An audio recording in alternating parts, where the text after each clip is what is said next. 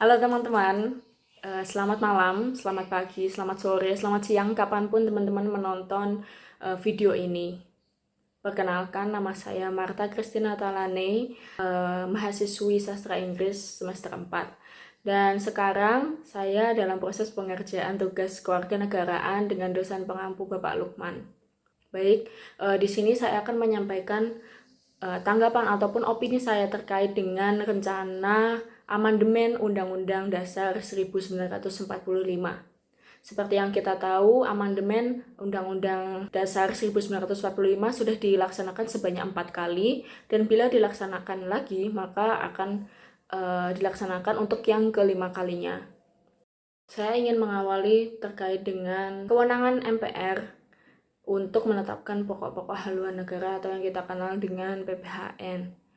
Dilansir dari Antara News tahun 2021, Bapak Bambang Susatyo berkata bahwa PPHN ini akan menjadi payung ideologi dan konstitusional dalam penyusunan Sistem Perencanaan Pembangunan Nasional atau SPPN, Rencana Pembangunan Jangka Panjang atau RPJP, dan Rencana Pembangunan Jangka Menengah atau RPJM yang bersifat teknokratis. Selain itu, Bapak Bambang Susatyo menekankan pentingnya MPR memiliki wewenang untuk menetapkan PPHN guna memastikan potret wajah Indonesia di masa depan. Yang kita maksud di masa depan ialah 50 atau 100 tahun yang akan datang, karena Indonesia akan penuh dengan dinamika perkembangan nasional sebagai akibat dari revolusi industri, perkembangan pengetahuan, teknologi, dan informasi. Dan sejauh ini yang sudah menyetujui adanya amandemen yang kelima ini ialah DPD RI atau Dewan Perwakilan Daerah.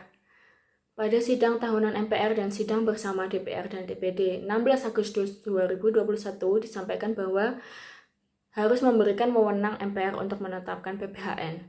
Perubahan UUD hanya bisa dilakukan terhadap pasal yang diusulkan untuk diubah disertai dengan alasannya.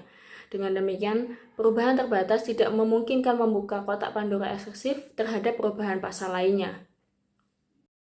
Seperti yang kita tahu, Undang-Undang Dasar kita, Undang-Undang Dasar 1945 sudah mengalami amandemen sebanyak 4 kali. Yang pertama, amandemen ke-1 dilaksanakan 19 Oktober 1999 yang mengatur tentang masa jabatan presiden dan lain sebagainya.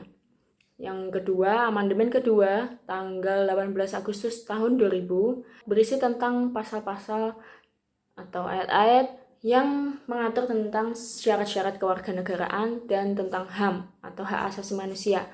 Amandemen yang ketiga dilaksanakan pada 19 November 2001 yang mengatur tentang syarat-syarat yang diperlukan untuk calon presiden atau calon wakil presiden.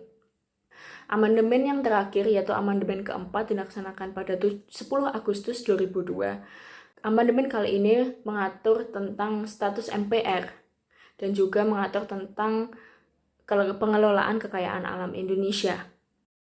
Dari amandemen-amandemen tersebut, kita pun sudah merasakan dampaknya. Yang pertama yaitu MPR bukan lagi pemegang kekuasaan tertinggi, tapi rakyat. Dan MPR bukan lagi lembaga tinggi negara. Sejujurnya, bagi saya, amandemen-amandemen sebelumnya ini memberikan rasa aman untuk rakyat dan memberikan rasa safety kepada rakyat. Karena kita belajar dari sejarah-sejarah sebelumnya. Undang-undang yang diubah pun bisa mencegah kejadian-kejadian di masa lalu yang kurang mengenakan. Selain itu, di balik adanya amandemen tadi, ada isu-isu yang membuat hati rakyat itu kurang percaya dengan adanya amandemen lagi. Yang pertama, mungkin keterlibatan pihak asing. Ataupun yang kedua, adanya jual beli dalam politik. Atau adanya suap yang diberikan oleh satu pihak ke pihak lain untuk menguntungkan kedua belah pihak begitu, yang sebenarnya menjauhkan kepentingan rakyat. Jadi tanggapan yang bisa saya berikan ialah jika akan diadakan amandemen lagi, bisa disosialisasikan ke seluruh rakyat begitu, terkait dengan apakah amandemen yang akan dilaksanakan itu genting atau penting atau tidak. Dan apa saja pasal-pasal yang akan dirubah dan juga disertai dengan alasannya. Sampai ke rakyat kecil itu bisa mengerti. Karena hukum yang mengatur di Indonesia juga pasti suatu saat akan kita rasakan dampaknya ataupun efeknya. Jadi oleh karena itu, jika ingin melaksanakan amandemen lagi, bisa disosialisasikan, diperinci alasan, dan diperinci mana pasal yang akan diamandemen.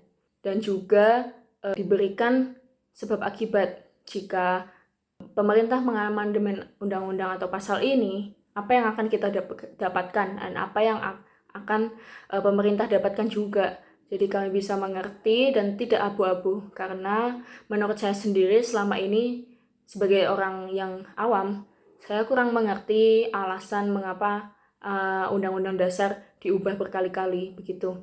Dilihat juga genting atau tidaknya perubahan undang-undang tersebut, karena pakar-pakar yang saya lihat di berita-berita begitu mengatakan bahwa ini belum terlalu genting untuk dilaksanakan, karena kami pun belum mengerti permasalahan yang harus diselesaikan dengan cara amandemen itu permasalahan yang seperti apa akibatnya apabila amandemen yang mengatur hal ini itu tidak segera diganti ataupun direvisi begitu. Jadi kami bisa mengerti seberapa genting amandemen ini untuk dilakukan.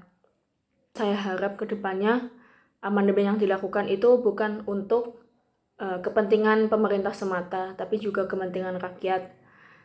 Karena 50-100 tahun ke depan, anak-anak muda lah yang akan memimpin, anak-anak muda lah yang mengerti masalah-masalah di negara kita juga. Oleh karena itu, tolong libatkan anak-anak muda Indonesia untuk ikut serta berpikir apakah amandemen ini penting atau tidak, atau perubahan-perubahan di dalam dasar negara yang mana ialah undang-undang dasar ini sangat diperlukan atau tidak. Begitu. Sekian yang bisa saya sampaikan, kurang lebihnya mohon maaf. Terima kasih sudah mendengarkan dan sampai jumpa.